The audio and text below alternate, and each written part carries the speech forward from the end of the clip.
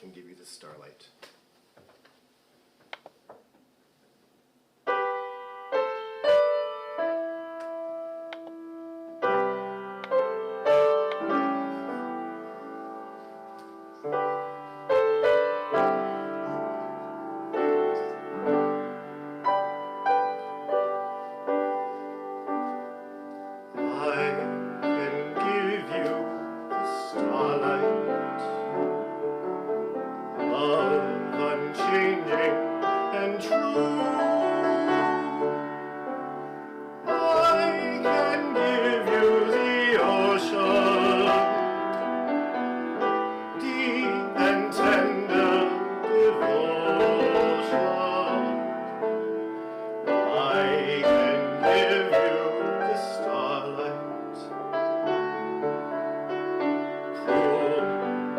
Shimmering blue,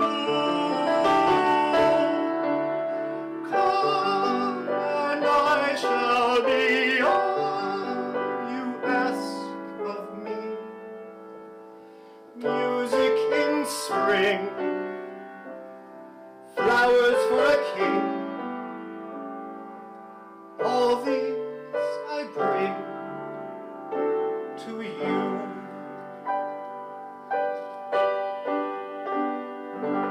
When I was young, my foolish fancies used to make a great mistake.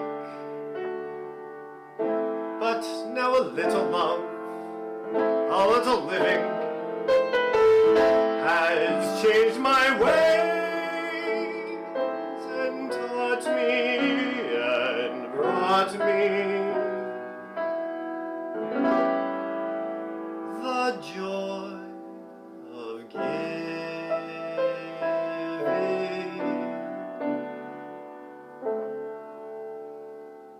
I can give you the starlight, love unchanging and true.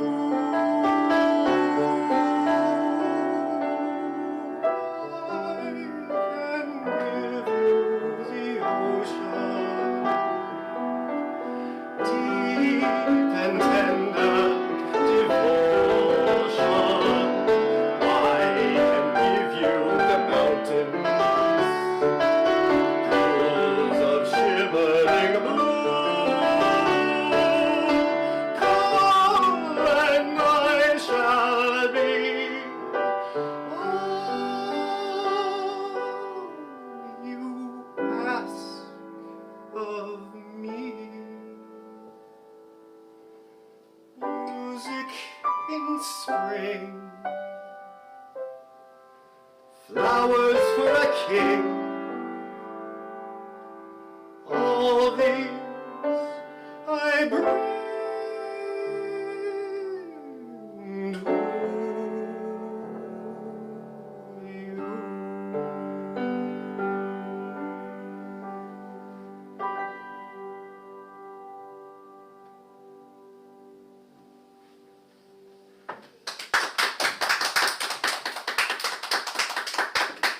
Thank you, thank you, thank you, thank you.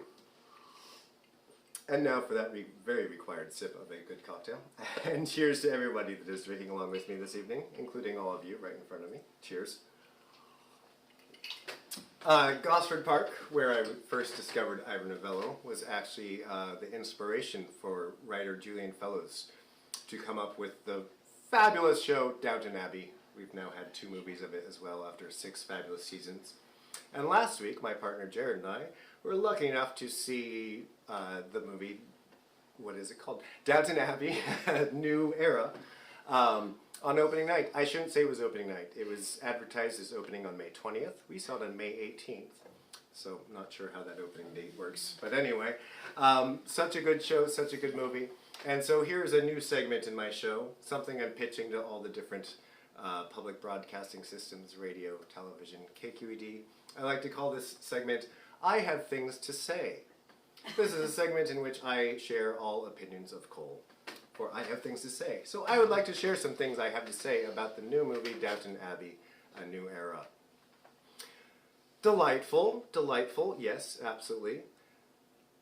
An exquisite piece of fluff, perhaps. Nothing serious. Don't go in there thinking that it's going to be a timely review of all things current affairs or even affairs of the 1930s in Britain or France, but it was a fun movie nonetheless. I will warn you, however, that when you go to see it, there's a half hour of previews. The movie was set to start at 7 p.m. We sat down at 7 p.m. and at 7:31 finally the movie began. And half of those previews, I think my favorite part was when they started to show us a 5-minute preview of the movie we were there to see. Much of which gave up the things that were perhaps the best part of the movie we were there to see. It then went on to give us a recap of what happened in the previous movie, as if everyone in the movie theater had not already seen the previous movie. And then after that, as if we had not had enough recap, there was a recap of all 6 seasons of Downton Abbey. And again, I ask who was in the theater that had not seen all 6 seasons of Downton Abbey and the previous movie. But whatever, they thought that perhaps their audience was old and ancient. It was, except for Jared and I. And that they could perhaps use a reminder of what had happened. I read some reviews the next day after seeing it. The one that was most horrifying was saying how great this movie is in terms of getting back that older crowd to the theater. Oh dear, when did I become the older crowd? I don't think it was 10 years ago when I first started doing this show, but here I am now. Things change. We've already got my phone blowing up with texts. Let's see if they are kind or otherwise. Hillary says, someone needs to take off the box on your eye. Is there a box on my eye? That's probably a reflection in my glasses, but thank you for that feedback, Hillary. That's very important. And my good friend Murray Nelson says, hello to Lucine. That's my mother. I'm here for both of you, but also that hat. It's fabulous. Okay, I guess you've already seen my mother's hat. She, as always, is wearing a fabulous hat. I don't know, maybe we can auction it. Are you willing to part with that hat, Mama? Maybe we can auction it off for Arts Ed. Yeah? Oh dear, I've gotten a text from, I'm not sure who this is. I apologize, I do not have your number in my phone, but you have addressed it, Dear Coley Bear. So you're obviously someone that has known me my whole life, because that was my nickname growing up, Coley Bear. Probably Hugh or Buffy. I thought I had outgrown that, but nope, there it is again.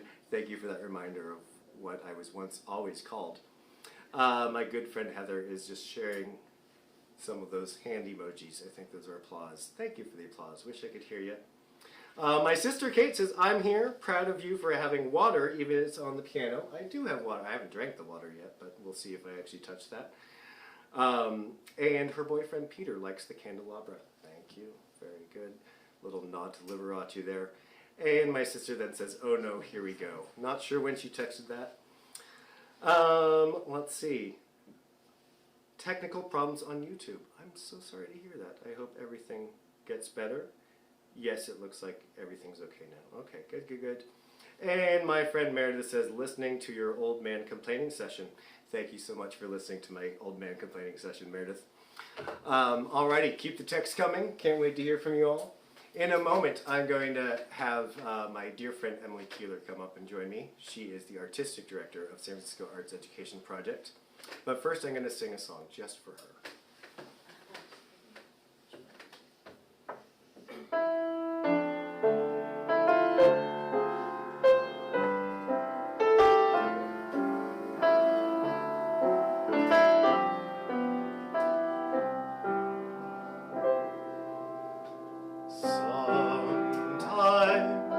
When I feel bad and things look blue,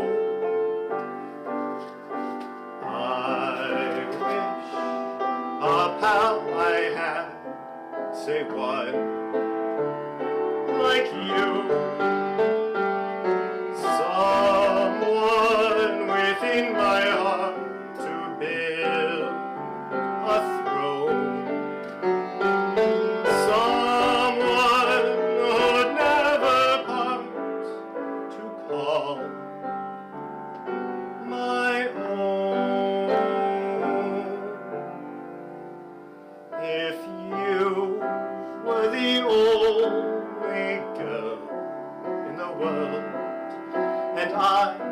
The only boy, nothing else would matter in the world today. We could go and love him in the same old way. A garden of Eden, just made for two, with nothing to mar our joy. I would say such wonderful things to you. There would be such wonderful things to do if you were the only girl in the world, and I were the only boy.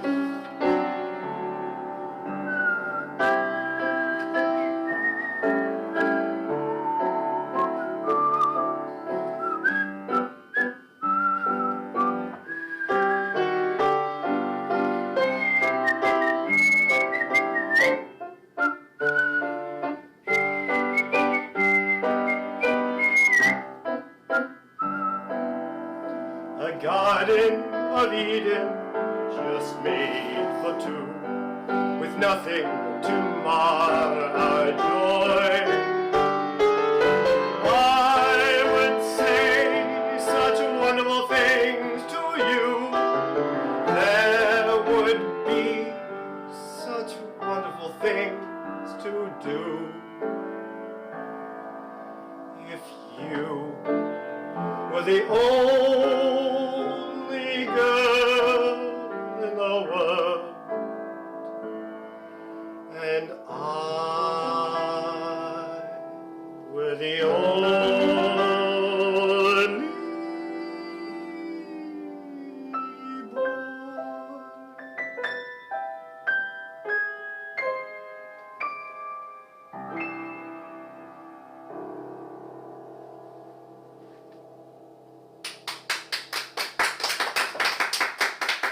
Thank you, thank you, thank you.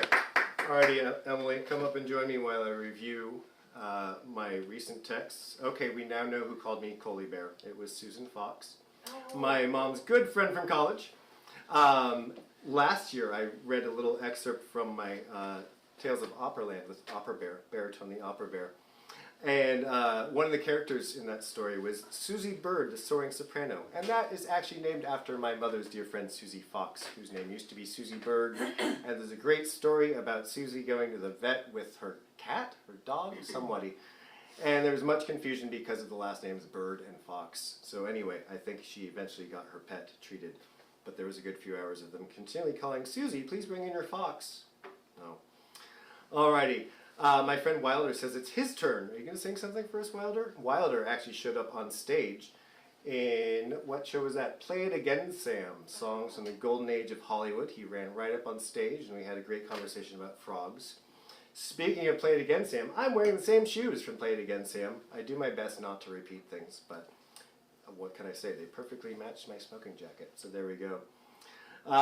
My sister says, where the heck is Jared? She didn't say heck, but try not to swear. Jared's here. He's over there. He's not singing tonight. I'm just going to warn you that. I asked him to. He said no. We also have a thank you for the Downton tip. We'll hang in the parking lot a bit before going in. Yeah, seriously, like get a cocktail.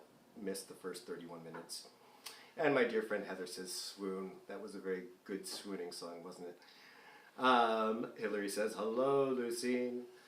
And my brother, love the jacket and shoes. Don't forget to check Facebook chat. I'm not on Facebook, brother. You know that. Someone else check the Facebook chat for me. I have no idea what they're saying there. Hopefully good things. Anyway, I'm going to move on to our little interview section over here. Hello, my dear Emily. How are you? Sweetheart, you're in beautiful voice. Oh, thank you. And plus, who doesn't love somebody who can whistle? I mean, you know, not anyone can whistle. Well, you know, as soon as I started to whistle, I thought, oh, I should have taken a sip of my cocktail first. My lips are a bit dry. But you oh, whistle well, beautifully. well, you know, just put your lips together and blow. I noticed you don't have a glass with you. Can you get some more champagne, Emily? Well, yes. Yes. Of course. Yes, my I forgot to beautiful bring it. assistant Jared is going Oh, the to bar- pass the champagne barkeep. over the table. Yes. And we've Excellent. got another backup bottle here Oh, in case good. you empty that during our time together. But Thank don't you. worry, I won't make you talk too much. Okay. Good. So Emily Keeler is the artistic director of San Francisco Arts Education Project. And Emily, I hate to do this to you, but how many years have you been with ArtsEd? A long time. Oh, she's not telling us. How many years? I want to know. 36. 36 years. Yes. So you started with when you were 6 years old. Exactly. Yes. Yeah. Yes. You Yeah. be It's been a while, and I have to say, the job gets more interesting every year, isn't that? These last 2 years, especially. I would This has imagine. been interesting these last 2 years. It has been. How have you guys fared as an organization over these 2 years? Well, I'm not saying that it's been easy, but it's been amazing these 2 years to be with our staff, to be with our artists, and to be with the kids, and to see what heroes everybody has Absolutely. been. And also our funders and our supporters. I mean, people have come to support us in ways that are very surprising and very gratifying. And I feel we're stronger than ever. Not to be too Pollyanna about it, I wish it had never happened. I mean, obviously, but I have to say this has been an amazing time to see, especially what people who care about what they're doing, that is to say our artists, our staff, our board, our supporters, just what they'll do to keep something like this going. And it's going gangbusters, you know, and we are in more schools than we've been in a long time. How many schools are you in now? 25. No, 25. Yeah. It's fabulous. And pleased to be there, obviously. The kids need this so much. The kids need to be in person safely. But I was just at a school last week at West Portal and seeing literally 100 kids on stage singing, dancing, acting, have written poems, you know, and to see the work of artists who care about what they're doing and, this is the most important thing, do that as practicing artists. One of the artists who was a teacher there, and this I have to brag a little bit about, was a player. She was a student of ours. Let's give you all some definitions right there. By calling this person a player, she is not saying what some of you might think. Tell us what the players are. The players are our musical theater company. And so our musical theater company is in its 21st year. And this young woman came through our programs, came through our summer programs, was in our musical theater company, went off to college to continue her studies as a dancer, and there she was at West Portal School as a wonderful teacher. And I'm full of trust for her. Why? Because she's an artist. And that's what we do. We trust artists and trust what they do. You do trust artists, and you give such valuable and needed employment to artists. And I know that because I used to be employed by you back when I was a starving artist. And all I want you to do is come back. I'd love to come back. I'd love to come back, and I know you guys keep trying. And one of these days, you're going to send me a schedule I can say yes to. And although I was not a new teacher when I started teaching for you, I was still rather in my younger years of teaching. And it was just really such a helpful experience, especially in that so much of the experience I had had previously in teaching was teaching for boy choirs or arts high schools, or in situations where everyone who is there is probably already at a certain level, everyone really wants to be there. And you sent me to some schools where not everybody wanted to be there. We threw you into the deep end. You did. I'm not kidding. I remember particularly being at I won't name the school, but I was at a school where basically this is their last stop before they end up saying, do you want fries with that? And I was sent to teach them to sing. And within a few weeks was reminded of the phrase, never teach a pig to sing, you'll waste your time and annoy the pig. And I don't mean to speak badly of the students, they actually ended up being really wonderful students. But it made me really change how I think about teaching and how I think about educating and making sure that you are reaching every student wherever they are, whatever level they are at. And that's something that you guys provide to these artists. So You thank dug you so deep. much for that. I remember that experience you had. Oh, I do too. No, but I think you really did change those students. And it was at 8 a.m. too, that was awful. Oh, good God. Yeah. Now we're talking a lot about music and musical theater, and of course I'm here tonight to sing some songs for you. But that's not all ArtsEd is about. No, we have a very robust visual arts program, and actually we have more visual arts in the schools probably than anything. We also have theater, and we have dance programs. And not only are we in the schools, and many of you must know this because you've come to these wonderful concerts before, but we are also, we have a summer camp about to start, the 13th of June. We have our after-school program, a very big program at Glen Park, of course providing artists for the kids who are there. Our musical theater company, The Players, is a after-school and Saturday program, and we have a new program, which is called Players Backstage, which is a technical theater program for kids that are interested in learning about making props, making sets, and so that's in its first year this year. Those kids provided the properties and the backstage work for our performance of Annie at the Presidio Theater this year. So it was a nascent program, it was a very successful program, and so we will continue. And we have a gallery at Minnesota Street Project. Yes. And this has been a big change for our organization. We have a home in a beautiful space where we have been able to show the work of our young people respectfully, and also now more and more providing opportunities for our artists to show their work as visual artists and as performing artists, and in time-based work. One of the things that we feel so strongly at SFArtsED is to make sure that we're making a community with our artist teachers, providing them opportunities to be in conversation with young people, but also to be in conversation with the community. And using our gallery and using the atrium at Minnesota Street to provide these opportunities for our artist teachers and give the community a chance to understand, you know, the importance of artists in our community. And as you say, it is employment that artists need to stay here, but it is also opportunity to practice. So we're so happy that we are able to do that again, now that the world is opening. Yes, again. Yeah. Now that you've all donated tonight, or if you haven't, you still can, you'll end up on their mailing list, and so you might get emails from time to time telling you about some of their exhibits that they do at the Minnesota Street Project. And if you are not aware of that gallery, it's a wonderful space on Minnesota 24th, right? Yes. 24th in Minnesota. Yes. They have their own gallery space there where they, throughout the year, are just showing off wonderful projects that these working teaching artists and their students do. We actually have a bit of it up on the wall. Hopefully Pete can get some of this. This is just one of my favorite things ever. Tell us about that, Emily. It was made, it's a stencil, but it was, and then it was allowed to drip, as you can see. It was made during a summer camp program, and the teaching artist was Richard Olson, who, by the way, is going to be in conversation with another one of our artist mentors, Praj, and they are having a show that goes up in 2 weeks at Minnesota Street Project in our gallery. And then these pieces here. Yeah, over here, we've got the Golden Gate Bridge project. Yeah. It was part of a big project that we did to celebrate the 75th anniversary of the Golden Gate Bridge. And this is a wonderful project where these tiny little paintings were put together in this one space, this one frame. And I think it's just marvelous. I think Richard also was the teaching artist there.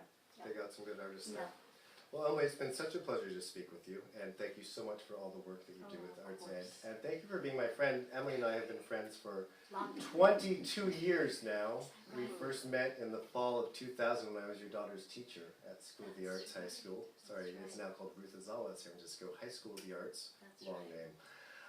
But what a journey it's been, and after a year or two, you're like, come work for me. I was like, well, yes, please. It's been a dream. So if you were the only girl in the world and I was the only boy, oh, what trouble we'd get in. Thank you so much, Emily. Cheers. I should also say that, thank you so much. Absolutely. I should also say that it was Emily Keeler who, a little over 10 years ago, said, you should do a show for us. And I was like, well, I've done a few numbers at Martuni's, but never my own show. So that was a great opportunity to show myself and my audience that, yes, I actually can do a show that's not just Mozart sonatas. The audiences. Oh my goodness. Absolutely. Wow. Well, Emily, thank you so much. Yes. I'm going to send you back to your seat now. Cheers. Watch all those chords. Okay. And I'm now going to try and get everyone to give a little bit more money. Oh, but first let me check in on the heckling. Let's see what people have to say now. So we have heard from Chad Jones, who is the Executive Director of the San Francisco Arts Education Project, letting us know that we have already raised $1,250. That is so wonderful. Thank you so much.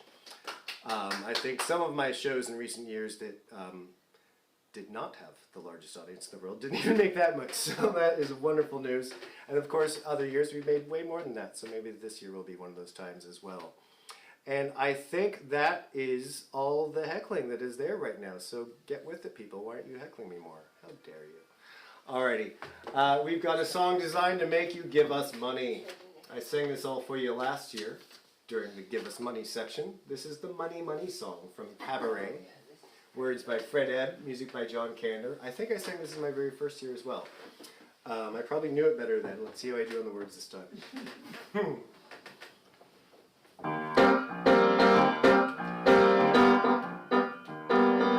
Money makes even girl and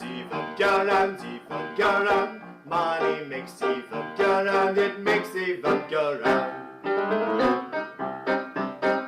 marker and a buck on a pound, a buck on a pound, a buck on a pound is all that makes even girl and that clinking sound. It makes even girl money, money, money, money, money, money, money, money. Give us your money right now. Give us. Click that button.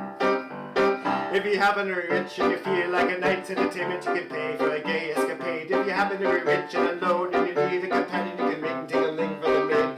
If you happen to be rich and you find you are left by your lover, you can moan and a lot. You can take it on the chin and begin to recover on your 14-carat yacht. When money makes evil girl and evil girl and evil girl, money makes evil girl and of that we can be sure. On being poor, money, money, money, money, money, money, money, money, money, money, money. When you haven't any coal in the stove, when you freeze in the winter and you curse at the wind at your feet. When you haven't any shoes on your feet and you coats that is paper and you look 30 pounds on your weight. When you gotta get a word of advice from a fat little pastor, he will tell you love evermore. But when hunger gives a rat to the tap at the window, see your love flies at the door. Well, money makes evil girl and evil girl and evil girl and money makes evil girl and that clinking sound. Money, money, money, money, money, money, money, money. Get a little money, money, money, money. Mark and a buck on a pound. That clinking sound is all that makes the vodka run. It makes the vodka run. Yeah. I think I got more of the words 10 years ago. I'm going to blame that on age. And the only way you can tell the age is just by a few gray hairs in my face, and I blame that on my students and probably my sister also, just to be mean to my sister. My friend Hillary says, we have donated, thank you Hillary, and this is awesome, but can't wait till it is in person again. I agree with you, Hillary. I miss seeing you all from the stage. Those lovely 8 years of performances at the Eureka Theater that then became the Gateway Theater. These days, ArtsEd has grown out of that theater, and their performance of Annie this year was at the Presidio Theater, actually, which is a gorgeously redone theater. It holds a lot of people, and as you may remember, my audiences don't have a lot of people. So we hope to be back in person next year. We'll see where that is. My partner Jared has texted me to say, you missed a few of the words there. Yes, I did. Yes, I did. Let's go over some of those words there. When you haven't any coal in the stove, and you freeze in the winter, and you curse at the wind at your fate. When you haven't any shoes on your feet, and your coat's in his paper, and you look 30 pounds underweight. When you got to get a word of advice from the fat little pastor, he will tell you to love evermore. But when hunger comes to when hunger comes to rat-a-tat at the window, see how love flies out the door. Why did you do that in a British accent? I don't know, but I did. And I'm going to blame the difficulty of those words on Fred Ebb, who wrote those wonderful words. Interestingly, that song was not actually in the original show, Cabaret. It was made for the movie. There was a different money song. I knew the words of that one. I could sing it a lot better.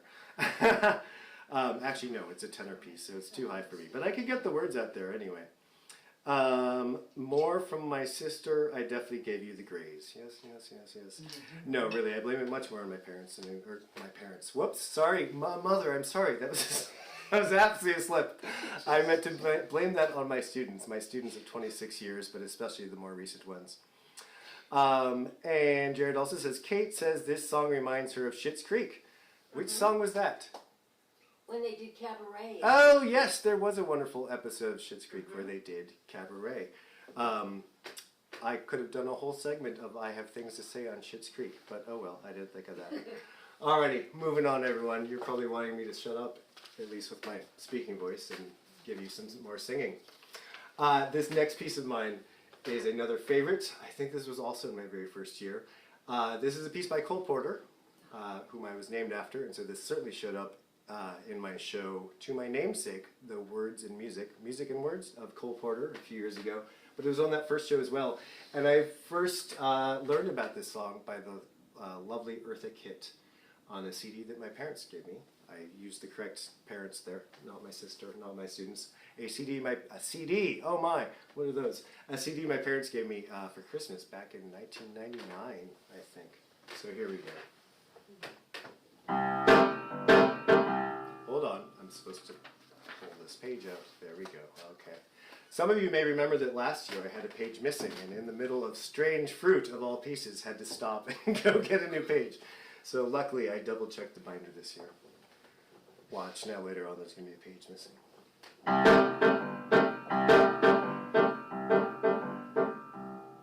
While tearing off a game of golf, I may make a play for the caddy, but when I do, I don't follow through, 'cause my heart belongs to daddy. If I invite a boy some night to dine on my fine fitted Hattie, I just adore his asking for more, but my heart belongs to daddy. Yes, my heart belongs to daddy, so I simply couldn't be bad. Yes, my heart belongs to daddy, da da da da da da da.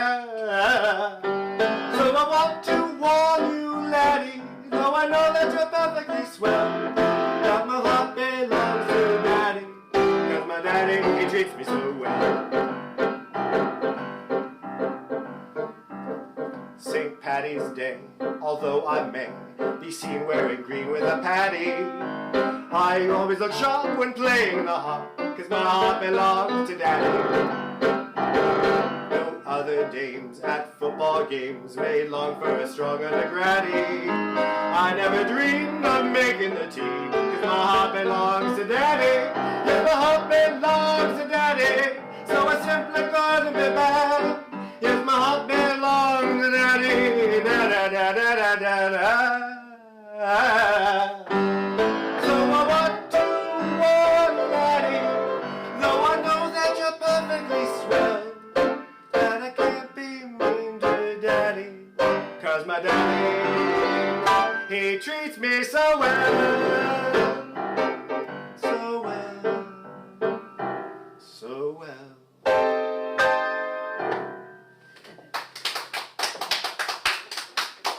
We have My Heart Belongs to Daddy by the fabulous Cole Porter. Is anyone counting the number of times I've said fabulous tonight? It's not on purpose. And again, I first learned that song from the lovely Eartha Kitt. She didn't teach me herself. She was a little busy, but oh well. Speaking of my daddy, I don't often talk about my dad in these shows, but he did give me a few talents. I guess a beard for one, and perhaps a musical talent. I've also been told that my cooking talent has come from my dad. He didn't actually teach me to cook as a kid. In fact, he yelled at me when I burnt his pans and forbid me from using the kitchen anymore. That was a teachable moment, Dad. You failed that. But I do, I guess, get those cooking genes and those musical genes. And so that brings me to my next segment of I Have Things to Say. Over COVID, we all had maybe not much to do. Actually, I had tons to do. Professionally, I've never been busier than I was during COVID, which was wonderful, which was great. But there were still some boring times. Luckily, there's been so many wonderful movies and television shows. Such a great age of TV right now. Most recently, we've seen a wonderful series called Julia, all about Julia Child. If you haven't watched it, go watch it. Sign up for HBO Max if you don't have it already. Watch Julia. It's so wonderful. So much better than Julie and Julia. Not to say anything against Meryl Streep. Love her performance of Julia Child, but you got that other Julie in that movie, and she's just annoying, and you have to fast forward to the spots. But so over COVID, I actually was upping my cooking game, and I did that with the wonderful Mastering the Art of French Cooking. And so that is what I'd like to review on this next segment of I Have Things to Say. What a wonderful book Mastering the Art of French Cooking is, so long as you have half a day of nothing else to do, because most of these recipes take that long, if not a few days longer. But hang in there, stick with it. As I say to my students, keep swimming, keep swimming. If you stop swimming, you drown. So don't end up at the bottom of the pool. Instead, keep flipping that omelet. And you may know that she has a few other books, and I do have a habit of kind of getting obsessive with purchases on Amazon. So we now have volume 2 of Mastering the Art of French Cooking. When did we get that? Oh, oopsie. Jared didn't know I ordered that. We also have Baking with Julia, based on the wonderful PBS series where she bakes different things with Julia. More wonderfully, though, is this great book called France is a Feast. And these are all photos taken by Julia's husband, Paul Child, during their time together in France. And they're just some gorgeous, gorgeous, gorgeous photos. I'm going to show you my favorite. Paul Child was quoted many times as saying that he fell in love with Julia because of her legs. And so here's a great photo of her legs. She is on a telephone call. Are you getting that okay, Pete? Is that picking up? Great. So I hope to someday soon get a nice print of this and perhaps put it up in my kitchen as a little tribute to Julia. But so these are all some wonderful books that you can have along with you while watching Julia, or even Julie and Julia. Or go onto PBS, subscribe to PBS Passport, or on Apple TV, and you can get all the French Chef episodes on there. We can't just talk about cooking and Julia Child. We have to do some cooking. So that's what we're going to do next. Before I move over to the stove, I'm just going to check the heckles. My friend Galen says, great show. I hope you're credited with our donation from a couple of weeks ago. When you first sent the announcement, I did let Chad know about that, Galen. So that is certainly credited. And just credit the old men at the 440. Yes, my wonderful friends at 440. Funny thing about 440, it is a gay bar these days, but originally it was an Italian-Irish bar owned by my mother's godfather, correct? And that is where my mother had her 21st birthday. Right. Not that that was the first time she drank, but anyway. Alrighty, it is time, my darlings, to make an omelet. Yes, Julia Child knows you can do this. And I'm actually going to grab my cocktail real quick. I forgot to bring that with me. And maybe we'll bring the red sound machine as well, just so that we can, make noise. Hopefully there will be no one laughing at my omelet. Before I'm going to make the omelet, I have to refill my cocktail. So to do that, we're going to start with ice. We get the ice from the freezer. Hello, freezer. Now, I like a good, nice, square ice cube for one's gin and tonic. There's already a lime in there. Jared likes to replace the lime each time. I'm trying to save some migrant farmers. I do. Don't want to make them pick so many limes. Though maybe we should be using more limes, so they have more limes to pick. We're now going to move on to our gin, which this evening is a lovely Bombay dry gin. Some people might be thinking, why not sapphire? Too many botanicals. Too many botanicals. I like my gin to taste like gin. So we're going to go ahead and fill up the double jigger there. Always remember to put the cap back on. That can go very badly if you forget. Now this is when most people would reach for a bottle of Schweppes or Canada Dry or something like that. Maybe Fever Tree if you are in trend.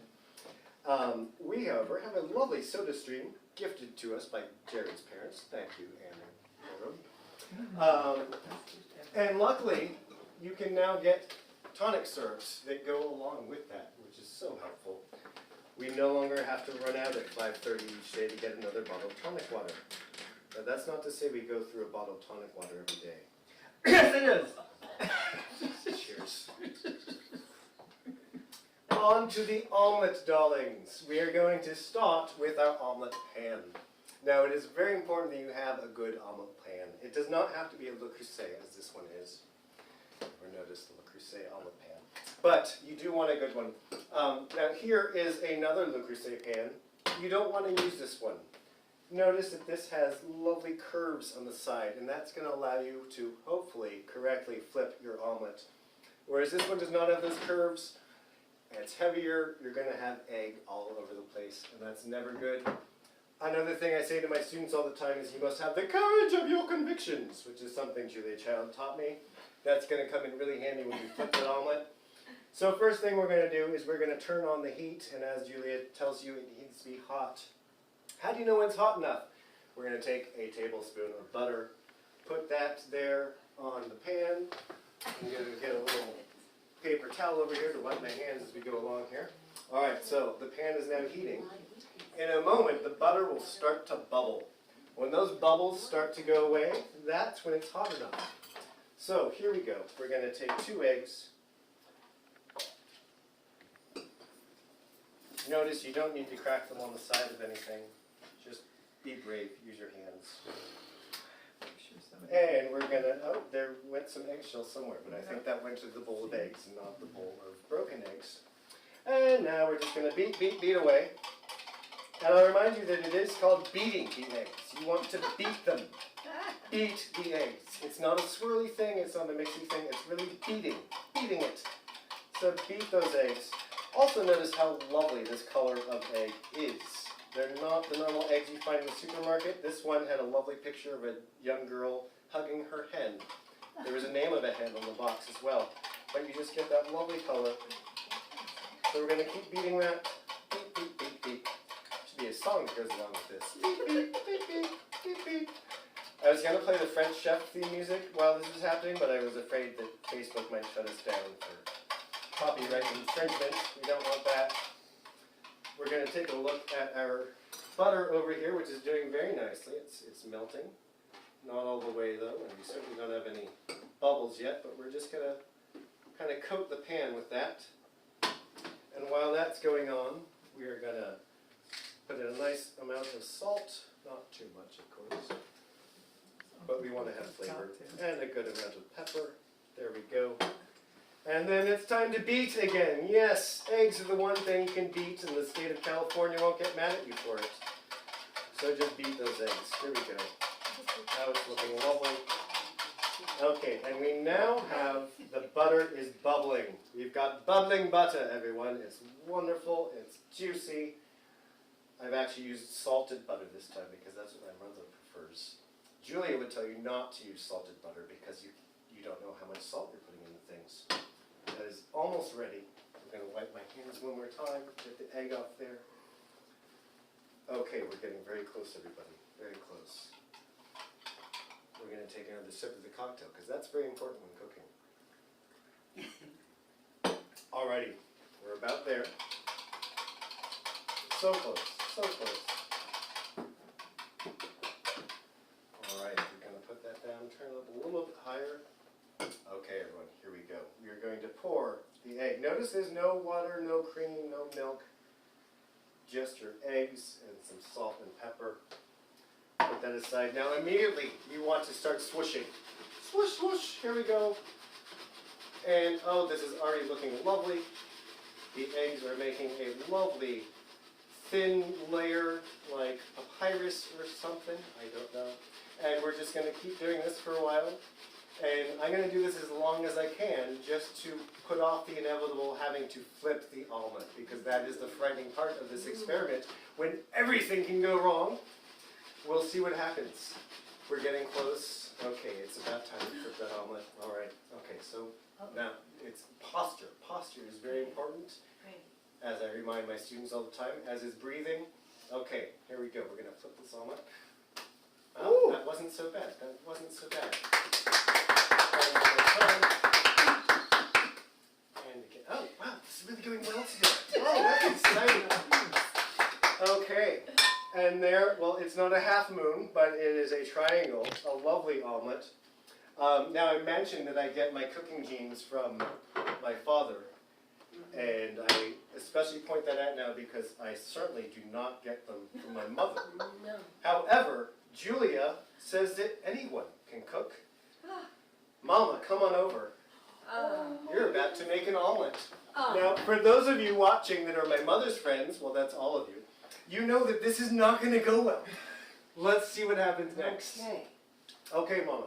So now first we've got to be mindful of the camera, so you're going to want to stand this way. There you go. You look great. Everyone check out the hat. Okay, we're going to turn that down a little bit. Don't worry, I'm not going to I'm going to break the eggs for you because I don't see that going well. Never made an omelet. I know. One more egg there. Okay, you're going to beat the egg. Just pretend it's us kids when we were little being naughty. Go ahead and beat us. That's what the state of California still let you do that. No, beat. You're trying to stir. Don't stir. Beat. You're just going to like spank the side of that mixing bowl. Meanwhile, our butter is doing what it does. That's going to be a little too hot, maybe. So I'm going to turn that down a little bit. How's that going? That looks good, Mama. Oh, good. She is beating her eggs well. I can only imagine how many of you were shocked by this. Another sip of the cocktail. Well, I'm not sure what we're doing, but it's done the job. Okay, stop. Okay, now you can put that right back down there. Okay, now notice the butter is starting to turn brown a little bit. We actually don't want that. Okay. You know what? Actually, we got to get rid of that butter because that's already brown. See, these are the things that happen when you're cooking. Sometimes things go wrong. And as Julia will tell you, when you're in the kitchen alone and there's nobody to see, who's to know? So we're just going to wipe off that burnt butter. It's because you took too long to beat the eggs, Mom. Oh. Okay. Luckily, our producers here at WNKZ, wherever this is, have left lots of sticks of butter for us there. So we're good to go. Now, are you ready to pour that on? Yes. It's going to be a moment. We're going to turn this down a little bit more so it doesn't happen again. We also don't want the pot getting too hot that it burns you. That would be bad. No, that would Don't not burn be your good. mother. No. Turn that fan on. Hopefully it will turn off before I start singing again. Now don't do that. You're going to get dizzy. Do not follow the butter. Okay, are you ready? Yes. Okay, well, one sec. Okay. Not yet. Another sip of the cocktail. Okay, all right. Okay, and now. Oh, you spilled already? That's okay. Shoot, not, okay, now, Oh, what do I do? you go like Oh, that. I go like this. You go like that. Okay. Faster. Faster. Faster. Faster. Faster. Put some wrist into it. Put some wrist into it. There we go. Maybe a little bit Okay. sideways. Swivel, swivel. Watch out for the egg you spilled already. We don't want to get that on the bottom of my lovely Blue Crusade omelet pan. Okay, now we're back and forth. Now see how there's just a little liquid on top? That means we're almost ready to flip. Keep going, keep going, keep going. Almost there. Okay. Now when it's time to flip, it's not about going like this. It's about jerking forward and back. Forward So and it's back. not an up and down thing. It's forward and Okay. back. Forward and Okay, back. flip that omelet. No. Try again. Okay. We're going to turn the heat off so we don't burn the omelet while trying to do this. No. See, now you've dropped the omelet. But there's not omelet on the floor, so that's good. I always tell my students we don't want omelet on the floor. Okay. No. Okay, sure. That gave us a bit of a turn.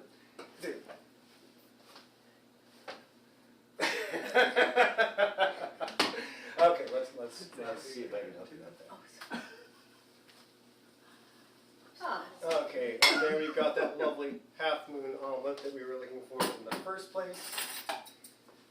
And so now I've got some food to send back to you. Say hi to the audience, Mama, for first omelet. For those of you who didn't believe I couldn't cook.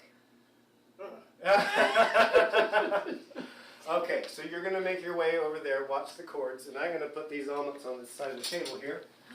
And my assistant Jared can help get that to the crowd. And if only the rest of you were here to have some. It's so delicious. Now, I know what you're thinking. He can make an omelet, but can he make a cherry pie? Can I make a cherry pie? Well, no. I probably could, but I haven't tried. So instead, I just whipped up some beef bourguignon. Lovely, look at that. It's ready for dinner as soon as we're done with this show. So therefore, on with the show. Back in you go, beef bourguignon. Love to Julia, child. And back to the piano we go, everyone. And I'm dragging dish towels. Better than dragging egg. Okay. So good. Cheers, bon appetit. Oh, the reviews are in. It's good, wonderful. Let's check the heckling count. Oh, yes, there are more hecklings. Oh, lovely. Alex and Harriet Bagwell have checked in and they said, we're glad that Lucine sent us a reminder. Keep up the good work. Thank you so much. My sister said, I wish I had the laugh button. Oh, I brought the laugh button over there and forgot to bring it back with me. Certainly, those omelets deserve to laugh a bit. There we go. All right, who else have we heard from? Marie said, I had no idea this was also a cooking show. We are full of surprises here at the House of Cole and Jared. Come on over for dinner anytime. In fact, donate enough money to San Francisco Arts Ed and I will come to your home and cook an omelet for you, or even beef bourguignon. Tell me what you want to wear, what you want me to wear first. That man has lost his mind, says Wilder. Thank you, Wilder. Yay on flipping. What kind of stove? Now that is a good question, Galen. I sadly have an electric stove. When I was a poor, starving artist renting homes, I always had gas stoves. But now that I own my own, I'm in a lovely complex with solar panels and we're not allowed to have gas stoves. But I've gotten used to it. It's not so bad. Chad has checked in. We are now up to $1,500. That is wonderful. Keep the money going.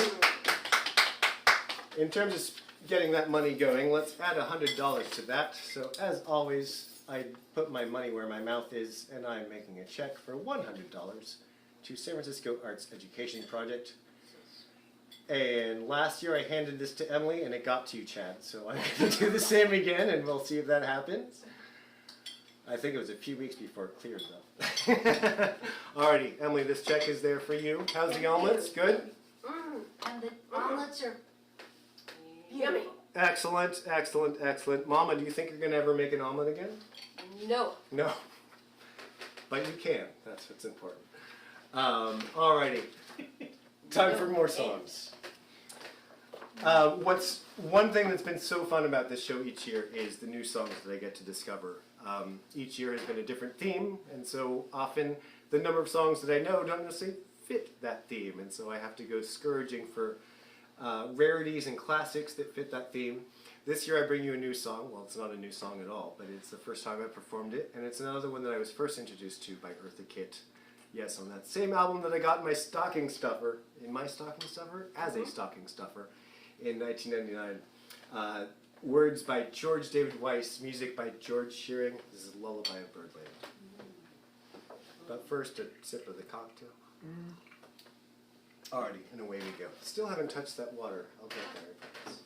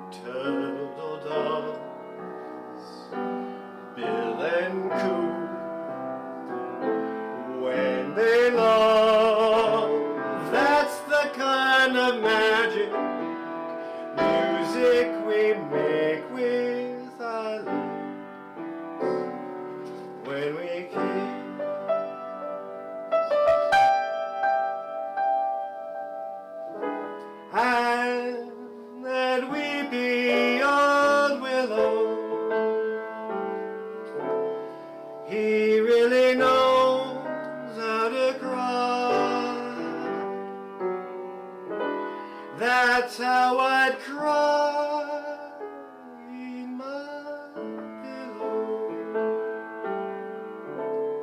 if you should tell me farewell and goodbye. Lullaby of birdland, whisper low, kiss me sweet.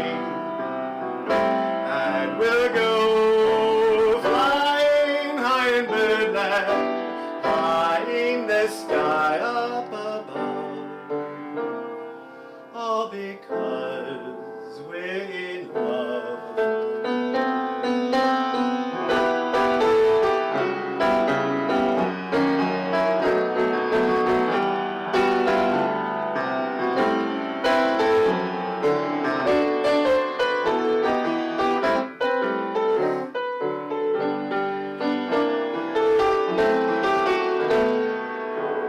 Have you ever heard two turtle doves, Bill and Coo, when they love?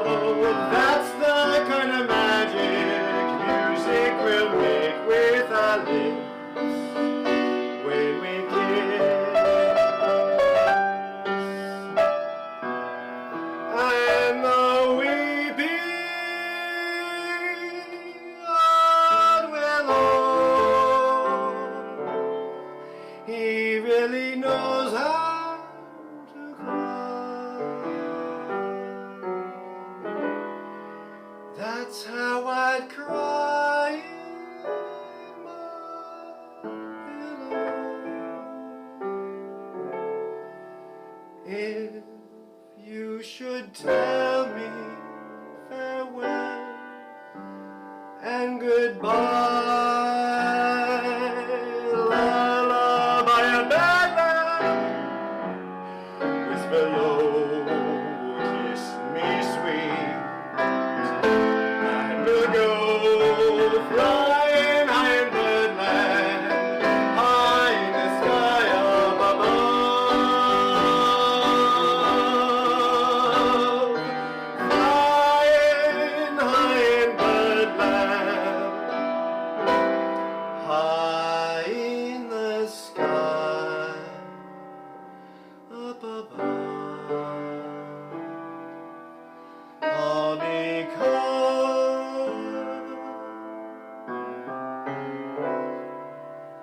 we're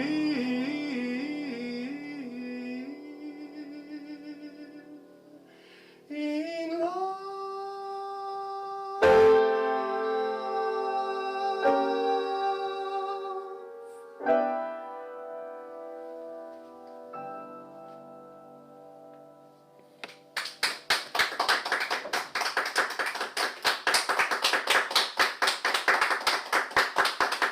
Well, sure, I'll have to go. Thank you, thank you, thank you. Not bad for my first time through, I guess. No, it wasn't my first time through. I practiced it a few times.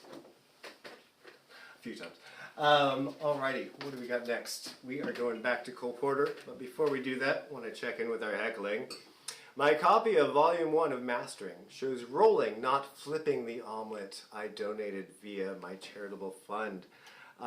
Thank you so much for donating to from your charitable fund. And yes, you might note that if you watch various episodes of Julia Child making an omelet and read her directions in Volume 1, they can be different. She changes things as things go, as things change. One of the things I learned on the series Julia was that her original recipe for French bread included taking a asbestos brick and placing it in boiling water in the oven while you're making your bread. Obviously, we don't want to do that anymore. Don't do that. So if you have an original copy of Mastering the Art of French Cooking, you might want to check and make sure that you're not going to cause yourself cancer. My sister, meanwhile, says props to Jared for vacuuming. How do you know it wasn't me that vacuumed, Kate? She knows. It wasn't me. I didn't vacuum. A few weeks ago, Jared was on tour with Chanticleer. Yay for Chanticleer. Go check them out at Chanticleer. They've got some concerts coming up, chanticleer.org. What was my point in saying that? Something about Chanticleer. Oh, yes, he was on tour with Chanticleer, and I had to text him to ask him how to use the vacuum cleaner, actually. I quickly learned how to use the vacuum cleaner, but it took me a little bit. Anyway, on to some music. Again, this is some Cole Porter, and it's called So in Love. So in love. My mother's getting hard of hearing. It's called So in Love. Oh, wonderful. For the hearing wonderful. impaired, it's called So in Love.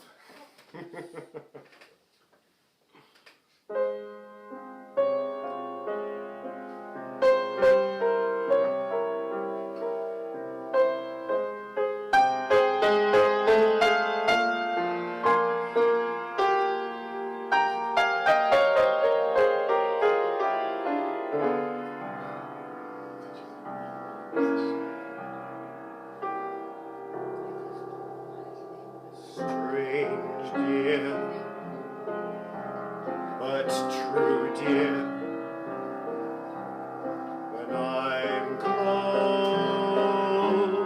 to you, dear, the stars fill the sky. So in love with you am I. Even without you, my arms fold about you. You know, darling, more. So in love with you am I. In love with the night mysterious, the night when you first were there. In love with my joy delirious, when I knew that you could care. So taunt me and hurt me, deceive me, desert me. I'm yours till I die. So in love, so in love, so in love with you, my love. Am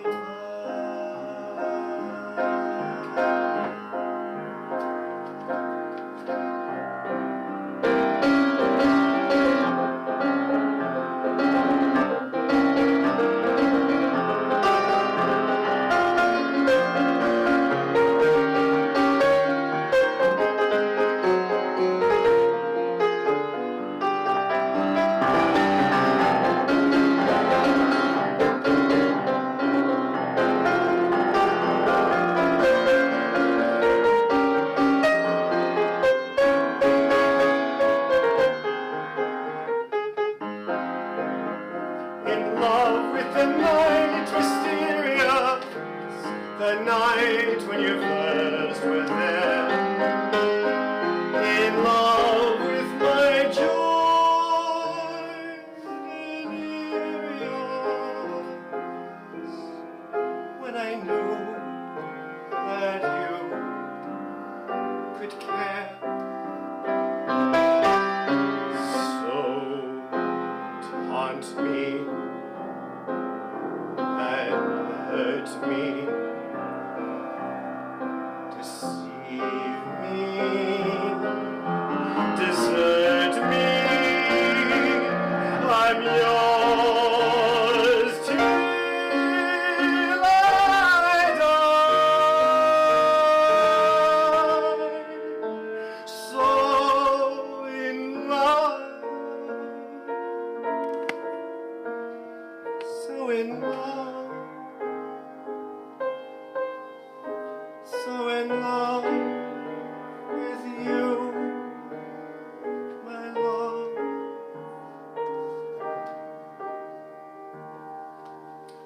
Am I.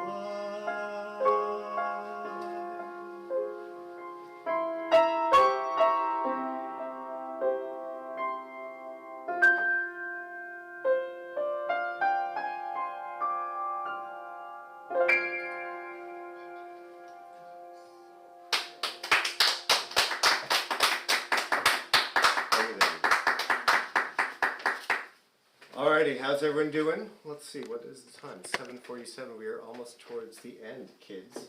Gotta check in on our heckling. I have to say there has not been enough heckling this evening. I'm very disappointed in you, audience. All I can figure is that you're getting older and nicer? No, you're supposed to get meaner as you're old. My friend Daniel says, I'm sorry you didn't know how to use the vacuum cleaner. Oh, Daniel. Do you know how to use a vacuum cleaner, Daniel? Daniel's actually a lovely young student of mine, former student, I should say. And so happy to have you with us, Daniel. Daniel has heard me many times warn him to keep swimming and don't drop the eggs on the floor. Have the courage of your convictions.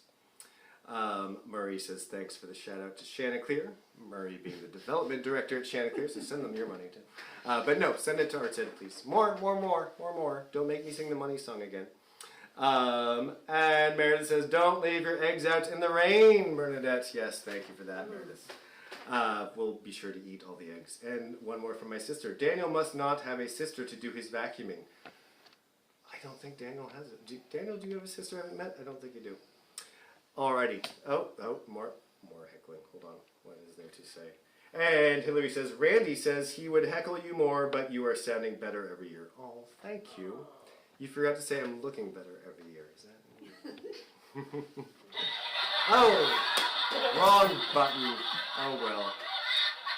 You're all looking better every year as well. Just like on stage, I can't see you. So who knows if that's true at all. And I know that Chad has been sending me names of people that have donated so far, and I just want to give them some shout outs. So let's see, what names do we have here? Kathleen and Dawn Maeda, thank you so much. Alan Onachek. Lucine Thomason, my mother. William Thomason, her brother, my uncle. Thank you, Uncle Bill. Galen Workman, Norman Young, my godfather, who's just right around the corner. Those of you who remember me singing the song, Folks Who Live on the Hill, there's a line, Darby and Joan, who used to be Jack and Jill. It's like Darby and Joan. Norman's wife was Joan, so I changed those names to, Joan's husband was Norman, not Darby. Mixed that up. When I mix words up these days, I'm blaming it on COVID. Jared and I got stuck in Mexico over New Year's with COVID. We were supposed to be there for 5 days. Instead, we were there for 12. It's just lovely. But since then, I can't remember a thing. So for every word I've said wrong tonight, thank you, COVID. It's been so much fun. More donors. John Frank, who was my middle school orchestra teacher. That's so awesome.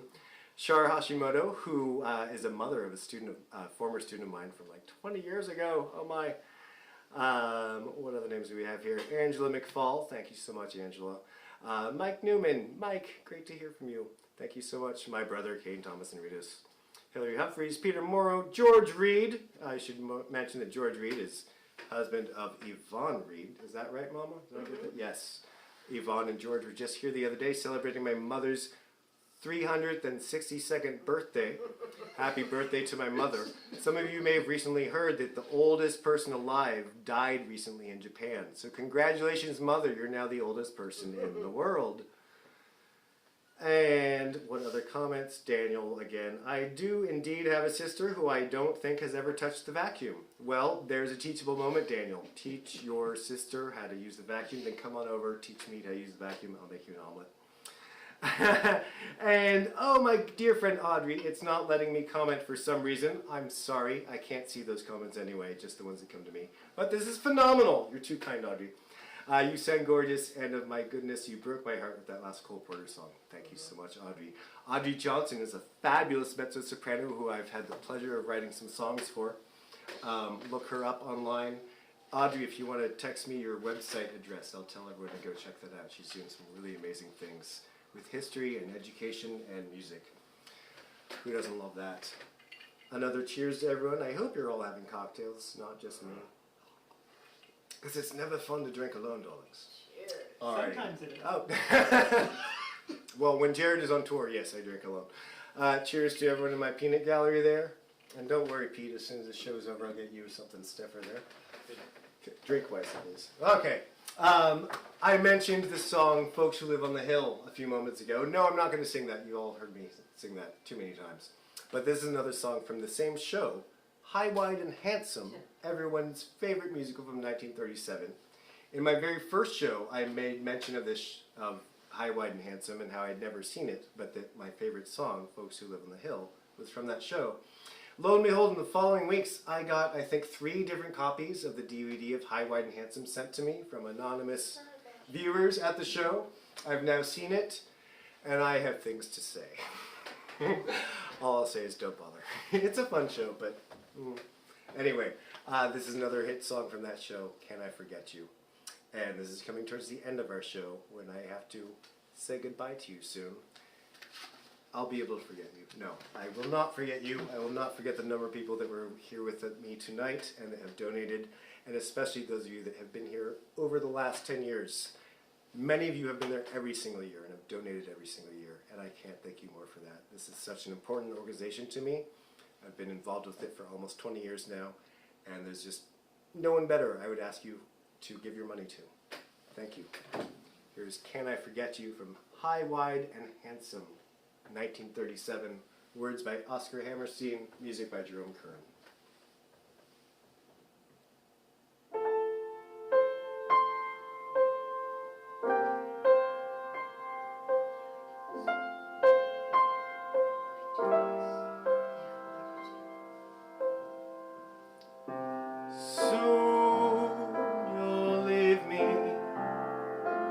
This night is flying, pale stars are weeping, sad breezes sigh. When you leave me, can love end with drying? Can love so living so quickly die? Can I forget you? Or will my heart remind me that once we walked in a moonlit dream?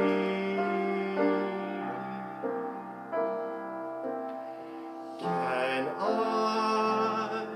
forget you? Or will my heart remind me how sweet you made the moonlight seem?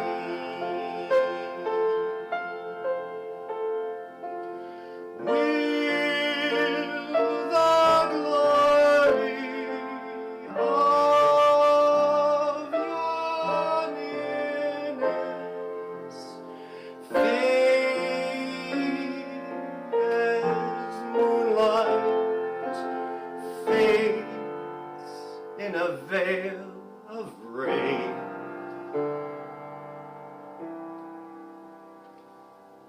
Can I forget you when every night reminds me how much I want you back again?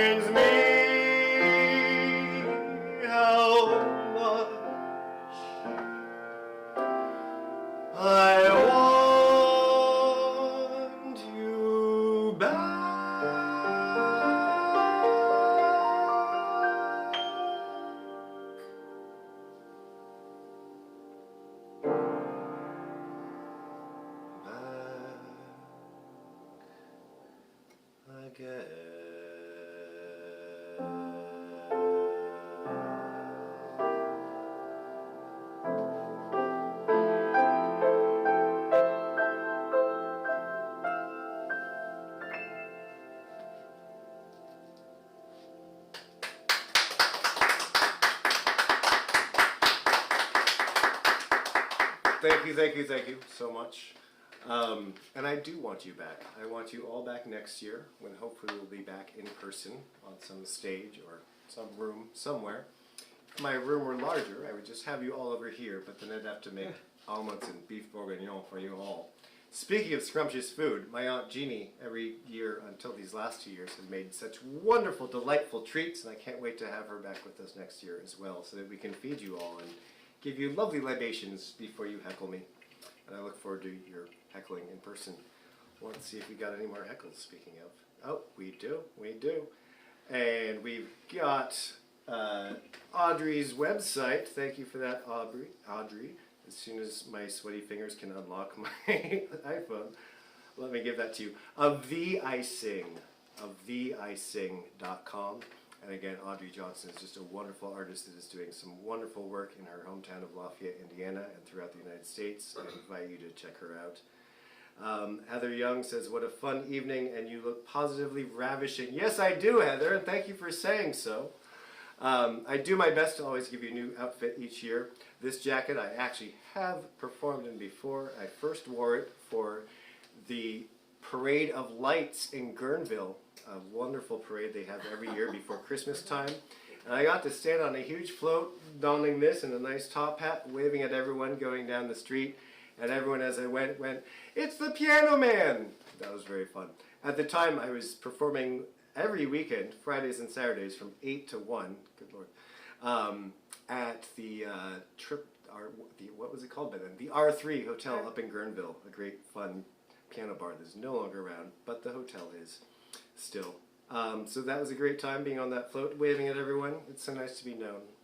It's so nice to be a star. I was a bigger star. Oh well. More text from my sister. Next year, can Peter and I heckle from the balcony, a la Statler and Waldorf? Absolutely, Kate, you may. I almost made Jared do a Statler and Waldorf skit with me, but we didn't get around to it. And as well, we didn't want Facebook shutting us down for copyright infringement. No.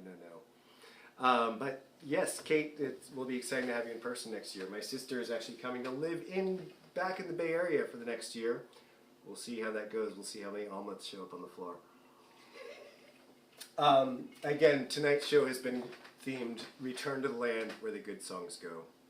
And that is after a title of a Jerome Kern song with words by P.G. Wodehouse called The Land Where the Good Songs Go.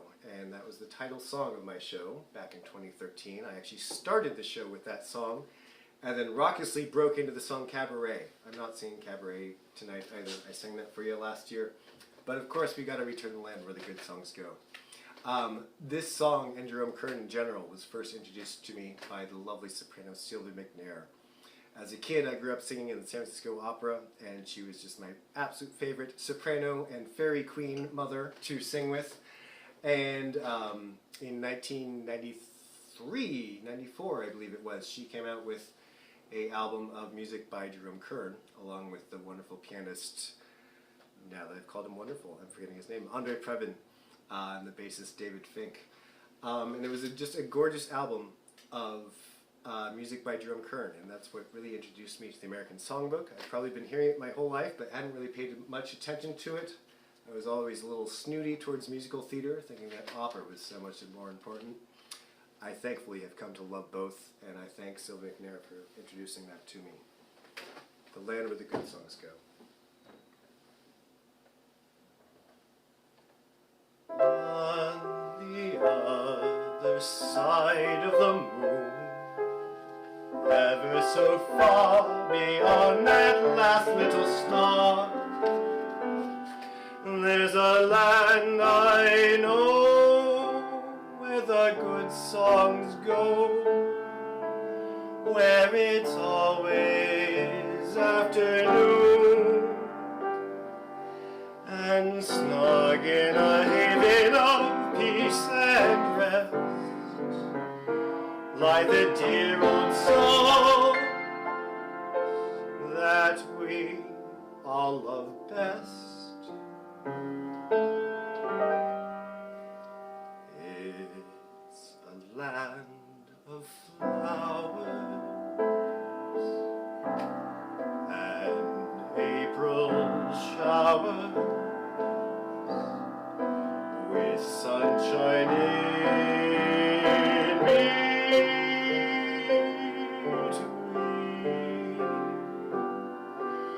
with roses blowing and rivers flowing, mid rushes growing green, where no one hurries and no one worries, and life runs calm and slow. And I wish someday I might find my way to the land where the good songs go.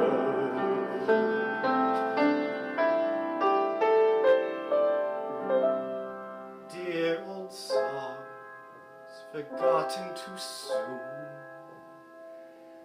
They had their day and then we threw them away.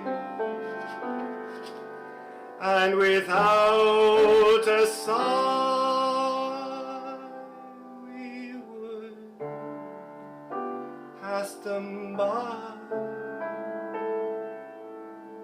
for some other newer tune. So off in a happier home they flew, where they're always loved and they're always new.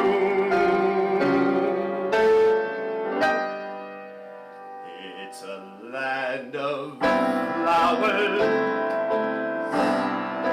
and April showers, with sunshine in between,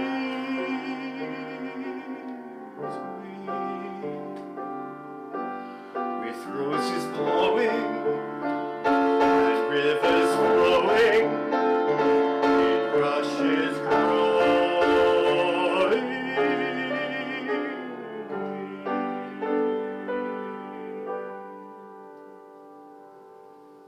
Where no one hurries and no one worries, and life runs calm and slow. And I wish someday I might find my way to the land where the good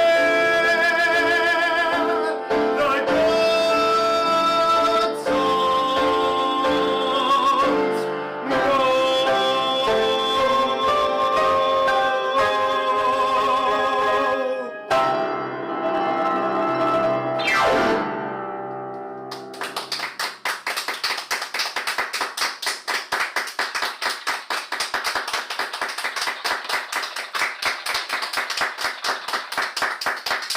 Thank you, thank you, thank you.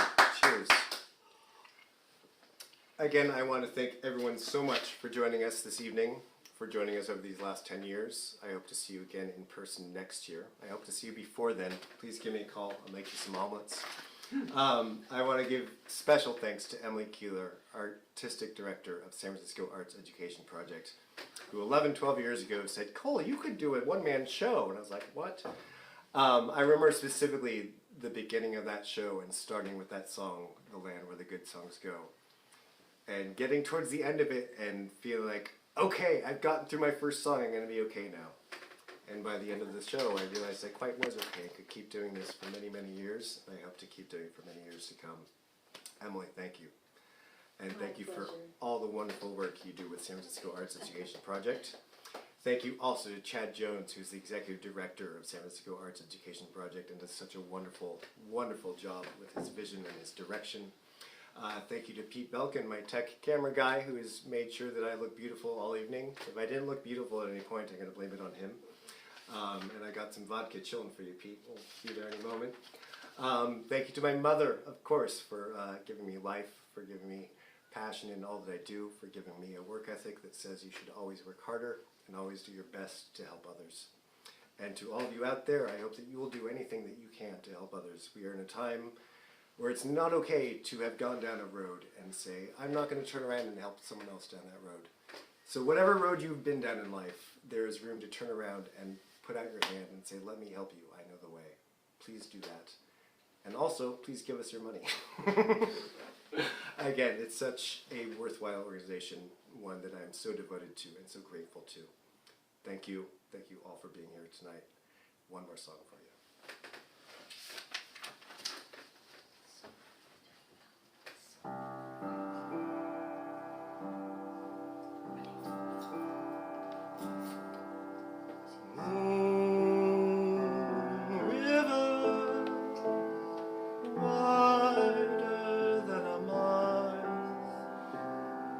I'm crossing you in style someday. Old dream maker, you heartbreaker, wherever you're going, I'm going your way.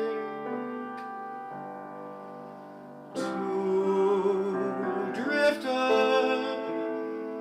off to see the world. There's such a lot of world to see. We're after the same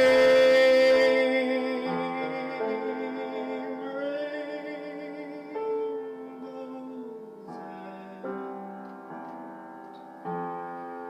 waiting in the bay. My huckleberry friend,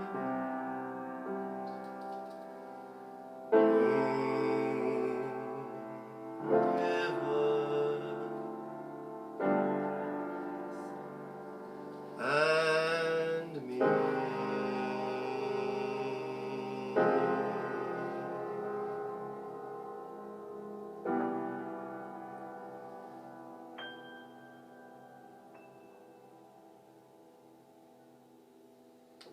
Thank you, everyone. Good night.